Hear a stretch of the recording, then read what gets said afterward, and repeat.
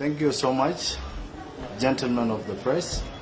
I called you to make a statement in regards to three issues, and I will start with the delay of salaries.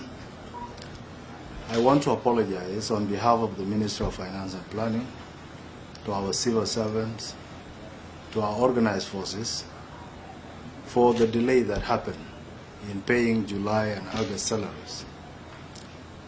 And I want to clearly say that the Ministry of Finance did not intend by any means to delay the salaries of our civil servants and organized forces.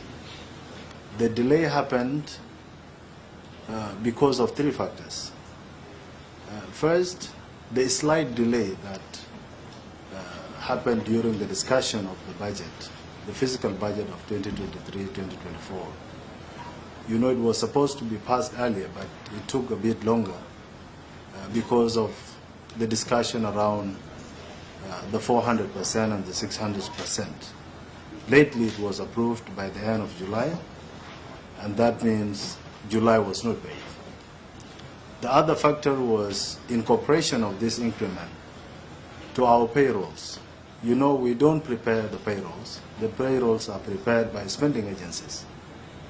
And in that regard, all the spending agencies have been trying their best to incorporate the increment and adjust their payrolls, and then submission is done to the Ministry of Finance for a final approval and payment.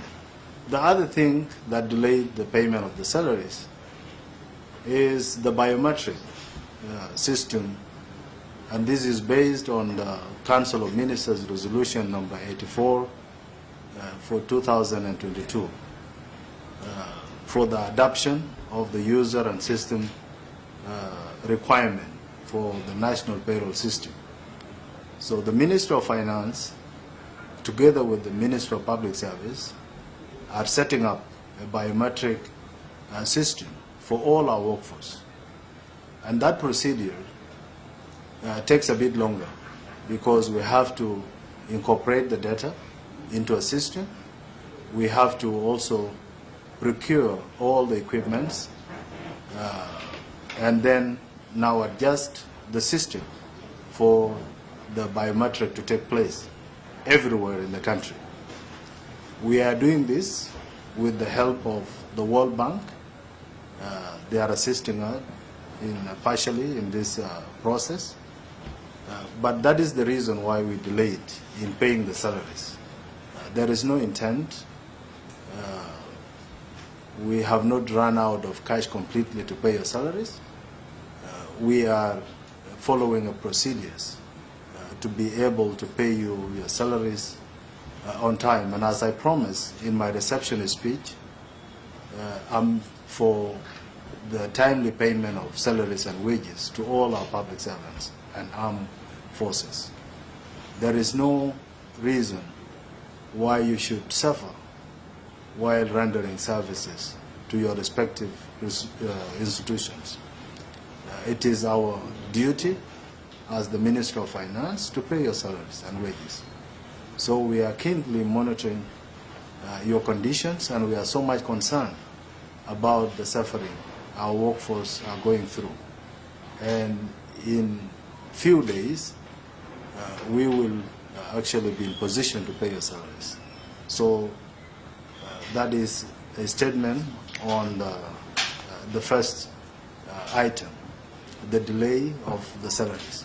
I want to make a statement also generally on the general economic overview.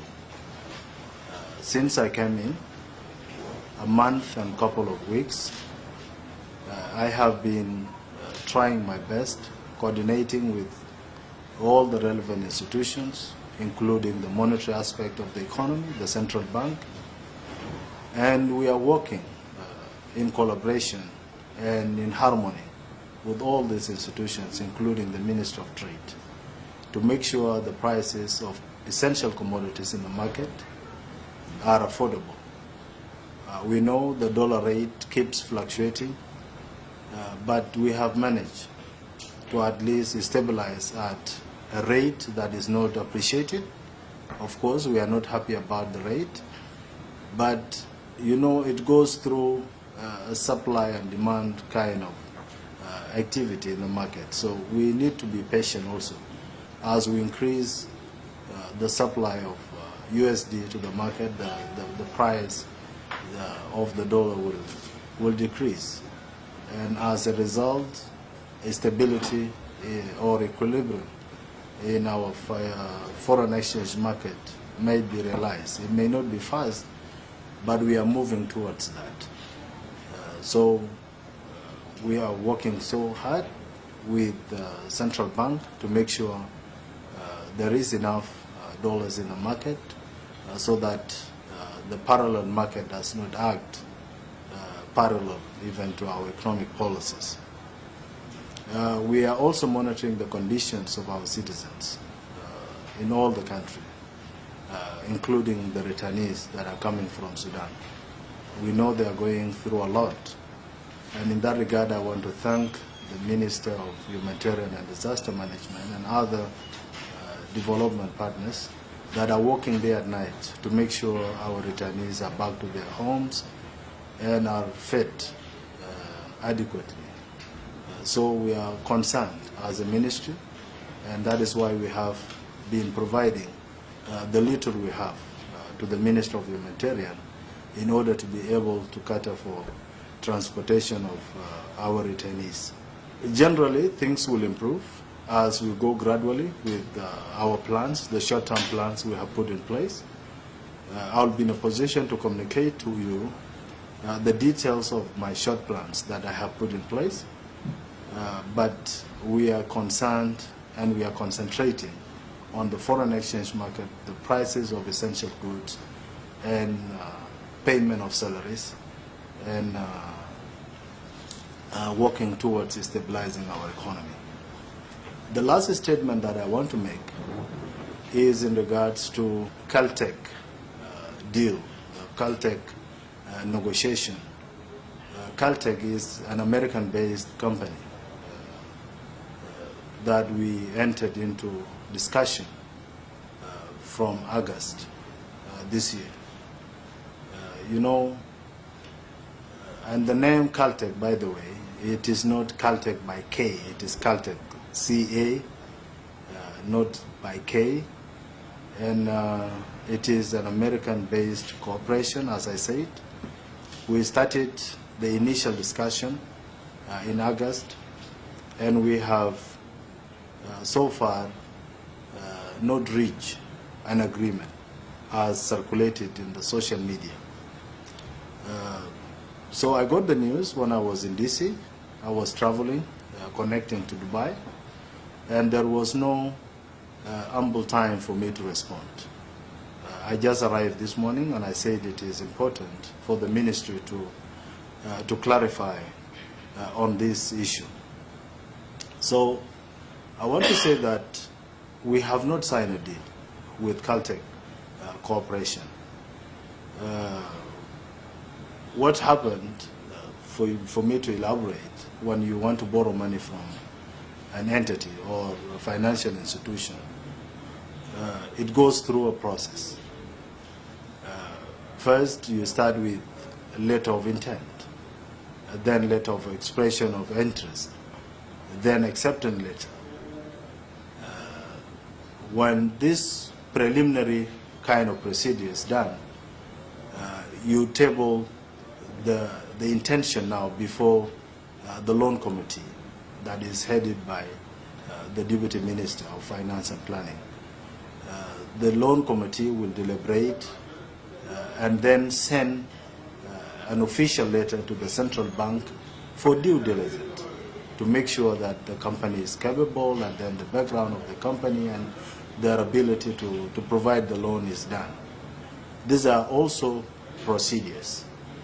When the due diligence is done, then the loan itself will be tabled before the Council of Ministers for discussion.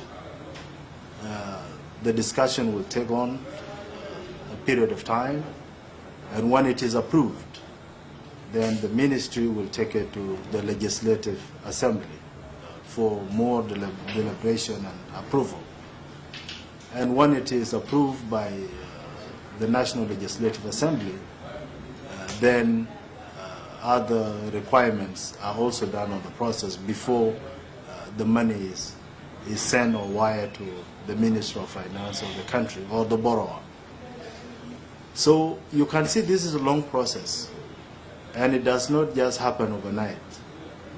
What happened in New York, this is where the company operates, not fully in New York, but in the United States.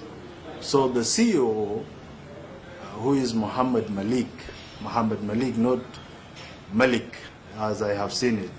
The correct name is Malik, with I-Q-U-E, not with I-K.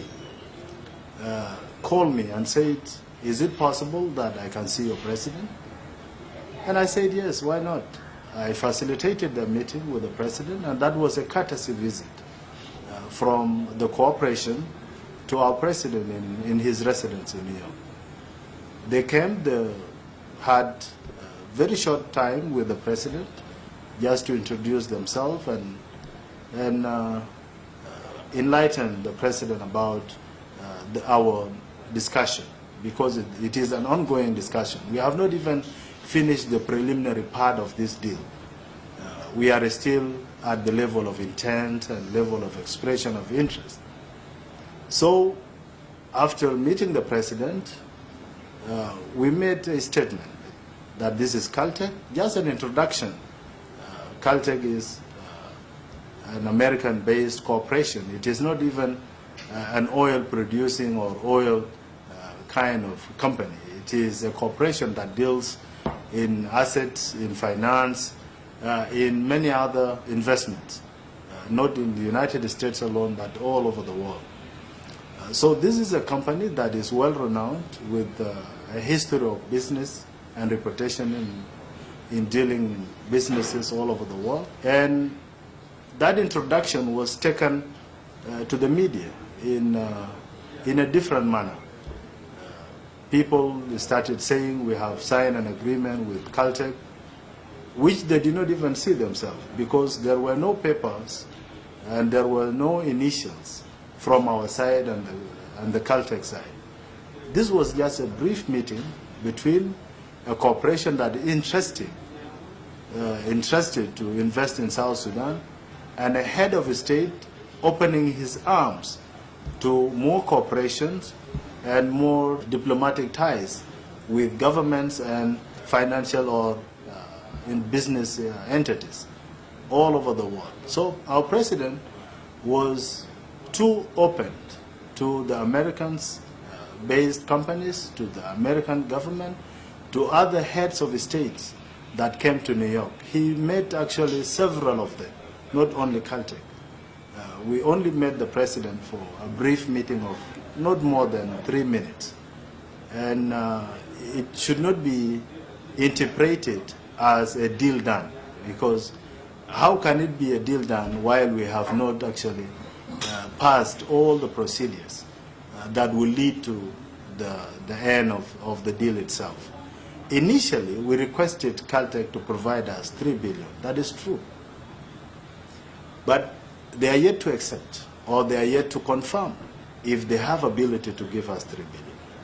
Our intention is to use $1.2 billion for buying the shares of Petronas, which is withdrawing from our oil sector. Our intention also was to use, or still is, to use $1.8 billion for infrastructure and for other government budgetary plans, not paying salaries, of course, but meeting developmental projects. So I would want to confirm that we have a negotiation with Caltech, which is an American-based corporation. We are yet to sign any deal with them because we are still at the initial phase. And that is what I told the press when I landed this morning, that yes, there is an ongoing discussion between us and the Caltech group, but we are yet to sign any agreement. I want to tell the public that when we finish the procedures, the due procedures in acquiring loan, we will come to you clearly and state where we have reached and how the progress in the deal is ongoing. Of course, there is no restriction on where to get funds from. All over the world, government and entities borrow from those who have excess. And it is a fact that we are in deficit. Deficit in financing our infrastructure, deficit in our meeting our obligations, the developmental obligations and prosperity of our people. And it is a sovereign right for South Sudan to borrow from anywhere. So there is no question of us accessing any loan from anywhere. Even in United States government borrow money from different institutions or governments. So we are intending to borrow, and that is just a fact. Not only from Caltech, we are even outsourcing from multinational corporations and other international financial institutions. We are negotiating with different people. Even in United States, by the way, we do not only met with Caltech, we met with different other institutions. And the discussions are on this. We are well progressing. There are developments that happened even this morning in my discussions with these investments and corporations. So I know the news were met with excitement, and I don't want to demoralize you.